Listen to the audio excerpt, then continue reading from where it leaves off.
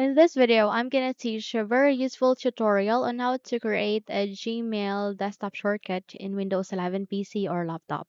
So without any further ado, let's begin. So firstly, you need to proceed at the button search bar and type for Gmail.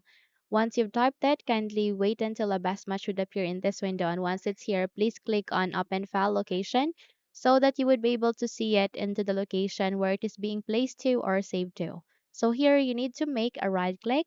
Okay, and click on this copy icon to copy it. And once you have copied it, close the window. Please proceed here at the desktop. Make a right click and go with the spaced icon.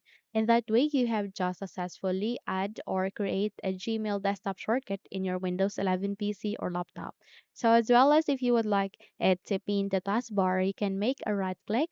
Okay, and under the list of the option, please locate with show more options and wait for a new window would appear in this window. I mean, in the screen, okay, and go with pin to taskbar, and then that way you would be able to pin that here at the taskbar as well for easy access. So that's it. If you think this video helped you a lot, then please don't forget to subscribe. Hit the like button as well as the bell icon to be updated for more tutorials like this.